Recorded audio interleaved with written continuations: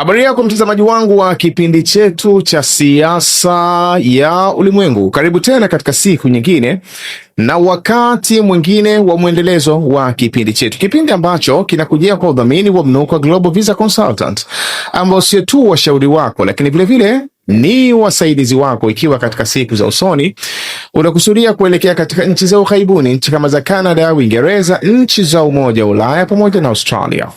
Naweza kuwasiliana nao kupitia namba zilizo chini ya tangazo kwa msaada, ushauri pamoja na mwongozo. Tukielekea katika uchambuzi wetu wa leo, bila shaka pamekuwa na maamuzi yanayoendelea kubadilika kila baada ya muda katika eneo la mlango bahari wa Hormuz. Na hii ni kwa kuzingatia taarifa ya nchi ya Iran iliyotoka asubuhi ya leo ya kufunga tena mlango bahari wa Hormuz na kuzuia kiwango kikubwa cha meli ambazo zilikuwa zinaingia ndani ya sehemu ya Ghuba ya Uajemi au zile ambazo zinatoka kutoka katika Ghuba ya Uajemi. Maamuzi haya ni maamuzi ambayo yanaendelea kusukumwa na msimamo wa nchi ya Marekani.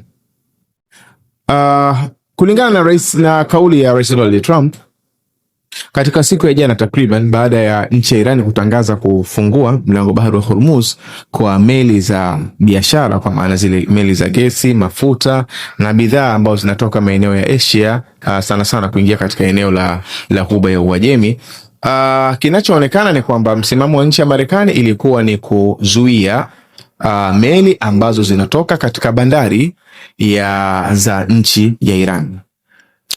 Ina maana movement ambayo inafanyika ni kwamba meli ikionekana imetoka katika sehemu ya nchi ya Iran aidha kuchukua mafuta, maana yake kinachotokea ni kwamba ikifika katika sehemu ya Ghuba ya Oman ambapo inaonekana kwamba ndio meli nyingi za Marekani zimekaa maeneo yale, ni kuintercept au kuingilia kati ile safari yake, aidha ikiwezekana kuirudisha kule ilikotoka. Jambo ambalo linaonekana katika nchi ya Iran limechukuliwa katika uzito wa hali ya juu kiasi ambacho wameamua kufunga tena mlango bahari wa Hormuz kwa lengo la kutaka kuondoa hilo zuio la nchi ya Marekani. Kwanza, movement hii ya nchi ya Marekani vile vile ni moja katika movement muhimu kwa kuzingatia kwamba Marekani ni superpower mpaka hivi sasa. Na nchi inapokuwa superpower, maana yake ni kwamba maamuzi makubwa ya dunia yanapofanyika huwa mara nyingi ni lazima yenyewe ihusishwe. Ni ngumu baadhi ya maamuzi kufanyika makubwa katika dunia bila yenyewe kuweza kuhusishwa.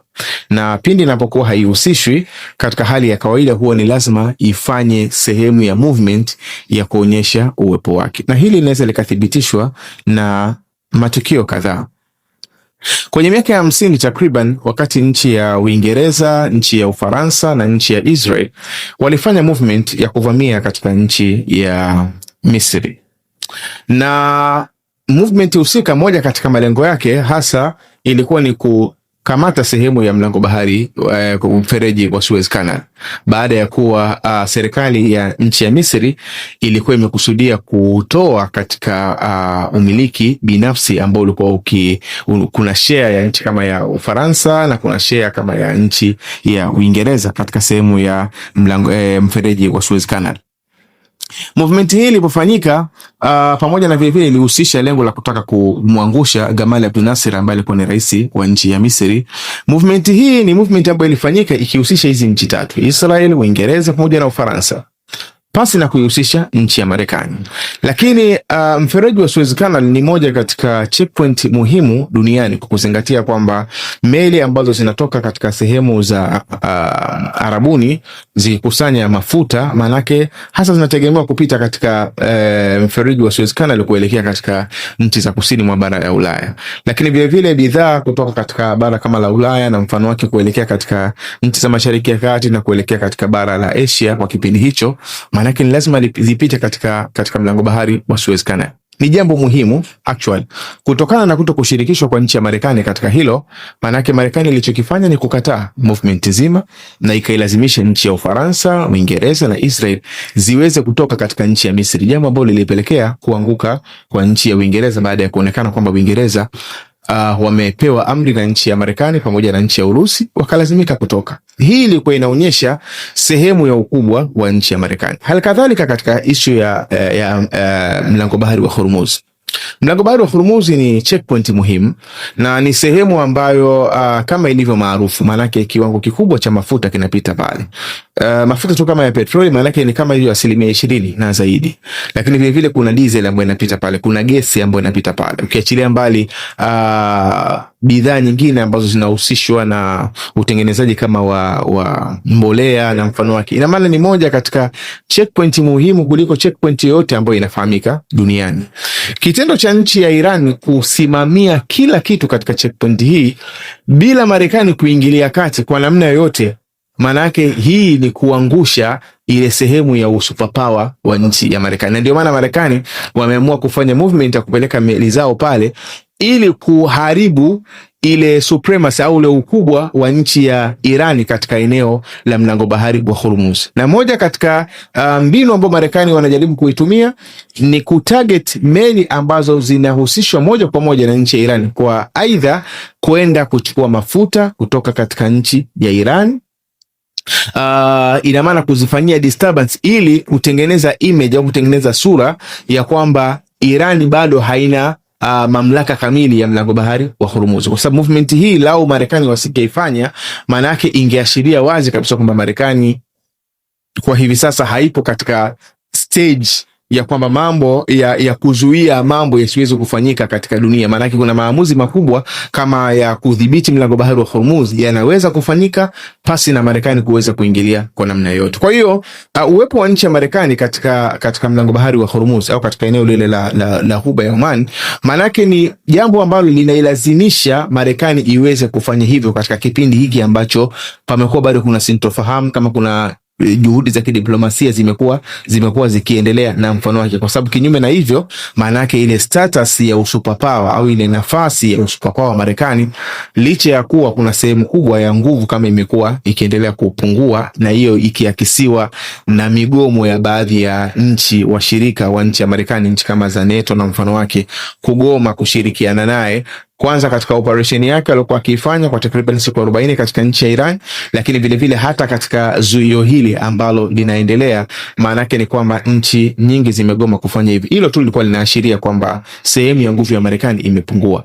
Lakini katika muonekano wa nje wa eneo la management ya eneo kama la mlango bahari wa Hormuz, maana yake kuwepo kwa nchi ya Marekani ni moja katika mambo muhimu, hata kama jambo hilo litakuwa halina maslahi moja kwa moja au haiipi faida sana nchi ya Marekani, lakini kuwepo kwake tunakufanya hiyo disturbance, maana yake ni muhimu ili kuonyesha kwamba Marekani bado ipo na ina uwezo wa kuvuruga baadhi ya mipango ambayo inafanyika pasi na yenyewe kuweza kushirikishwa moja kwa moja. Na hii pia kwa kuzingatia moja katika mapendekezo ya nchi ya Marekani katika kikao kilichokuwa kinafanyika kule Islamabad, Pakistan, katika Jumamosi iliyopita, maana yake ilikuwa ni kutaka kufanya wafanye kama ushirika baina yao na nchi ya Irani kwenye swala la kumanage ile mlango bahari wa Hormuz, jambo ambalo linaonekana kwamba Irani wao hawakuweza kulikubali. Kwa hiyo sasa kile kinachoendelea katika mlango bahari wa Hormuz, maana yake ni kwamba nchi ya Irani imeamua kufanya move hii ili kuilazimisha Marekani iweze kuondoa zuio lake ambayo imekuwa ikilifanya katika baadhi ya meli za nchi ya Iran. Sasa move hii inaonekana kwanza ni umuhimu wa nchi ya Iran kuwa na kadi ya mlango bahari wa Hormuz. Na umuhimu wa kuwa na mlango bahari wa Hormuz au kadi ya mlango bahari wa Hormuz hasa ni kwa sababu kama mbili ya matatu. Sababu ya kwanza inaweza ikaonekana kwa mfano katika mgogoro wa nchi ya Lebanon. Israeli imejikuta inaingia katika usitishaji wa mapigano usiokuwa na mpangilio rasmi, kwa kuzingatia kwamba amri ya kustopishwa kwa mapigano kusini mwa Lebanon hasa imetoka kwa Rais Donald Trump, lakini ikifungamanishwa na msimamo wa nchi ya Iran katika mlango bahari wa Hormuz. Kwa ina maana kadi ya mlango bahari wa Hormuz nchi ya Iran wameweza kuitumia katika upande wa kusini mwa Lebanon, pamoja na kwamba hiyo usitishaji wa mapigano yenyewe kusini mwa Lebanon bado haujatulia, kwa kuzingatia kwamba nchi ya Israeli imejikuta ipo katika hali ya sintofahamu, na ndio maana imekuwa ikilazimisha sasa hivi kutengeneza yellow line au mstari ule wa njano kama walivyofanya katika upande wa Gaza, ili ikiwezekana waweze kufanya kama wameweza kudhibiti maeneo ya kusini mwa Lebanon. Lakini jambo ambalo bado limekuwa katika mvutano wa huku na huku, na ili kwa kuzingatia kwamba muundo wa malengo ya kivita katika upande wa kusini mwa Lebanon bado ulikuwa haujakaa katika mkao mzuri, kwa sababu Israeli walichoweza kukifanya tu kwa haraka ilikuwa ni kujaribu kufanya clearing, yani kusafisha eneo lile la kusini mwa Lebanon, lakini ili uweze kucontrol yale maeneo, maana kuna stage kama 3 lazima uzifanye. Ukishafanya clearing, ukisafisha, vile vile inatakiwa ifikie hatua uweze kufanya management, kwa maana kwamba ya kutawalia, na hili ndio jambo ambalo nimekuwa kama wananilazimisha kwa hivi sasa. Na baada ya kufanya management, uweze kufanya rebuilding, uweze kujenga. Hizi stage mbili zote ni stage ambazo hawajaweza kuzifikia, na katika mazingira hayo maana yake inaonekana kwamba movement yao imekuwa kama haina shape nzuri. That's why, au ndio maana inaonekana kama wamekuwa kilazimisha kwamba itengenezwe yellow line, au kuna yellow line ambayo inawaruhusu wao kuweza kufanya movement ya namna yote. Lakini kiujumla ni kwamba kadi iliyotumika kulazimisha mapigano ya kusini mwa Lebanon yaweza kusimama, maana yake ni kupitia kadi ya mlango bahari wa Hormuz. Lakini vile kadi hiyo inaonekana kwamba nchi ya Iran wanataka tena kuitumia, au wanaitumia tena ili kuondoa suio la nchi ya Marekani, kwa kuzingatia kwamba katika mazingira yaliyopo, maana yake ni kwamba dunia inahitaji mlango bahari wa Hormuz uweze kufunguliwa. Lakini kwa masharti ya nchi ya Marekani, maana yake yanaonekana kwamba ndio tatizo linasababisha mlango bahari wa Hormuz usiweze kufunguliwa, kwa sababu nchi ya Iran imeshasema kwamba mlango bahari wa Hormuz uko wazi kwa meli za biashara kuweza kupita. Ina maana kizuizi kinachofanya mlango bahari wa Hormuz usiweze kuwa wazi kwa hivi sasa, maana yake kinasababishwa na nchi ya Marekani. Kwa hiyo ina maana dunia, lawama za watu wote duniani itakuwa zielekezwe katika nchi ya Marekani na sio katika nchi ya Iran. Lakini umuhimu mwingine wa kadi hii ya mlango bahari wa Hormuz kwa nchi ya Iran ni kuifanya Iran iingie katika daraja ya global superpower, iingie katika daraja ya nchi ambazo zina nguvu duniani. Na hii tafsiri yake ni kwamba kama ilivyokuwa tunavyozungumza Marekani kwamba ni superpower, kwa maana ya kwamba mambo mengi duniani ili yaweze kufikia katika kilele cha mahitimisho yake ni lazima ihusishwe nchi ya Marekani. Kwa mfano huo tukija katika uchumi wa dunia kwa hivi sasa, ili uchumi wa dunia uweze kukaa sawa sawa, ni lazima Muirani azingatiwe kuhusiana na misimamo yake ya mlango bahari wa Hormuz. Kwa ina maana kwa hivi sasa Iran imekuwa ni nchi ambayo inaweza ikafanya uchumi wote duniani ukavurugika, na vile vile inaweza ikafanya uchumi wote duniani ukastabilize, ukakaa mahala pamoja, kama ilivyokuwa dola ya Marekani. Kwamba dola ya Marekani inapokuwa tikisika, ile thamani yake imeshuka, imepanda, basi dunia nzima vile vile na yenyewe inatikisika kwa upande mmoja au mwingine. Au misimamo ya kibiashara ya nchi ya Marekani, ya kiuchumi ya nchi ya Marekani, kama tunaona mwaka jana wakati Rais Donald Trump anaongeza ushuru katika nchi mbalimbali, maana yake ilikuwa ni jambo ambalo linasababisha mtikisiko katika uchumi wa nchi tofauti tofauti. Katika mwenendo huo maana yake sasa hivi kwa kutumia kadi ya mlango bahari wa Hormuz, maana yake nchi ya Irani na yenyewe imefikia katika stage kwamba ina uwezo wa kufanya uchumi wa dunia ukakaa sawa, au uchumi wa dunia ukaharibika. Katika mazingira hayo, maana yake na yenyewe imeingia katika level ya nchi ambazo zina nguvu duniani au zina ushawishi duniani. Ukilinganisha na nchi kama ya China, uzalishaji wake ni 30% duniani. Maana yake kile ambacho dunia inakitumia 30% inatoka katika nchi ya China. Katika mazingira hayo, maana yake China leo ikisema inastopisha uzalishaji wake, dunia nzima inaingia katika tatizo. Na ikisema kwamba inaendelea na uzalishaji wake, maana yake dunia nzima inaweza kutulizana mahala pamoja. Hii ndiyo maana ya kuwa nchi inaingia katika zile tunasema global superpower, nchi ambazo zina nguvu zaidi duniani, kwamba maamuzi yake yanaweza kusababisha dunia nzima ikajikuta ipo katika sintofahamu, au dunia nzima ikajikuta ipo katika utulivu. Kwa hiyo maamuzi haya ya nchi ya Irani manake ni kwa kuzingatia kwamba Irani wanafahamu umuhimu wa mlango bahari wa Hormuz, na wanafahamu kwamba ni moja katika kadi muhimu sana waliokuwa nayo, na ni kadi ambayo ndio maana nchi ya Irani haitaki kubagii, haitaki kuingia katika mjadala na nchi ya Marekani kuhusiana na swala la management ya mlango bahari wa Hormuz kwa staili ya namna yote. Aidha kwa staili ya ushirika, kwamba zile pesa zinazokusanywa pale washirikiane katika hilo ni jambo la kwanza. Lakini jambo la pili, hata ile kusimamia tu, kwa sababu kule kusimamia tu ule mlango bahari wa Hormuz, hili ni jambo ambalo linaipa ushindi nchi ya Iran, kwa kuzingatia miaka nyuma ilikuwa haifanyi hivyo. pamoja na kwamba ilikuwa imejaribu kulizungumza hilo kupitia vikao vingi, kupitia katika uundwaji wa zile sheria za bahari ambazo zimeundwa kupitia ile makubaliano yanaita United Nations Convention on the Law of the Sea. Iran kote huko alikuwa analalamika toka miaka ya 80 na nyuma yake alikuwa akilalamika kwamba mlango bahari wa Hormuz hatuwezi kuweka kama ni mlango bahari wa kimataifa kwa kuzingatia mazingira yake jinsi yalivyo. Hiyo opportunity yote hawakuweza kuipata. Kwa ina maana kwa sasa hivi walichokuwa nacho kwamba wanaweza kucontrol nani apite, nani asipite, maana hili ni jambo muhimu katika nchi ya Iran na wanafahamu athari yake, na ndio maana wamekuwa wakijitahidi kulitumia katika mambo yao mengi. Lakini jambo lingine ambalo tumekuwa tukiliona linajaribu kuzungumzwa ambalo Iran wenyewe wamekuwa wakilikanusha ni hatua hizi ambazo zimekuwa zikiendelea za kujaribu kufanya mazungumzo ya usuluhishi baina ya nchi ya Marekani na nchi ya Iran. Moja katika mambo ambayo serikali au vyombo vya habari vya nchi ya Marekani vimekuwa vikizungumza ni swala la nyuklia ambayo imerutubishwa, kwamba Iran wamekubali kuondoa ile sehemu ya nyuklia iliyorutubishwa ile takriban kama kilo 440 imerutubishwa kufikia 60%.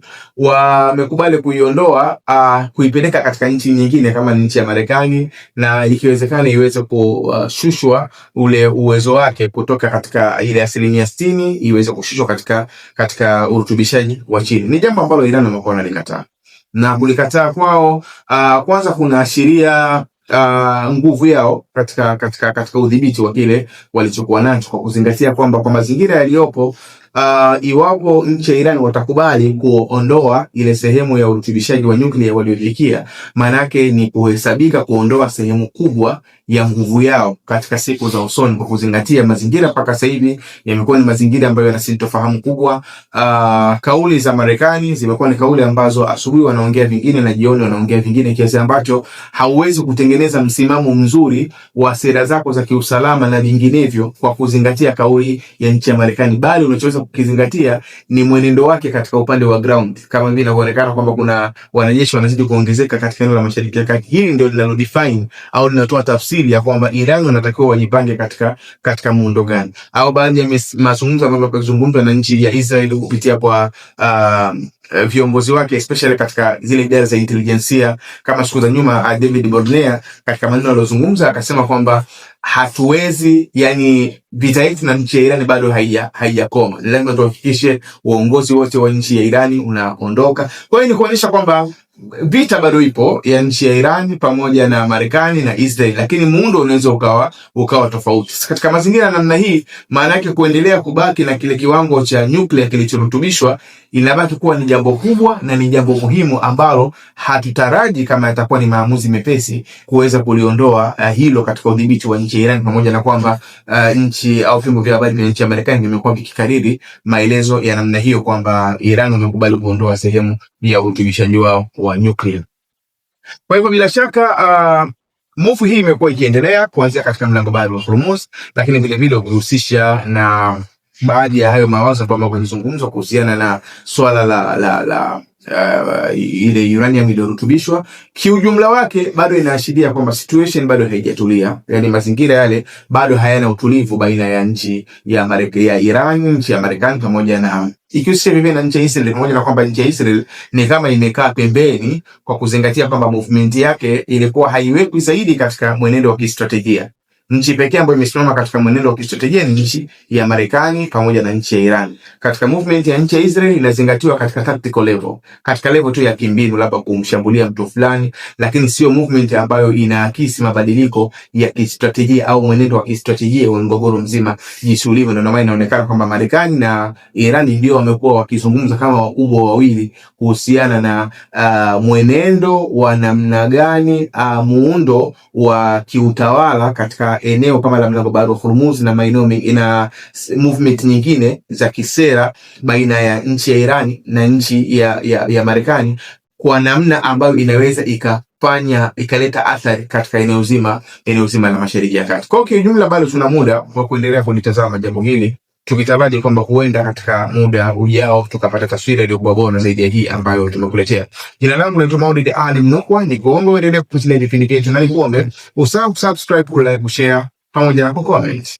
Uwe na muda mwema.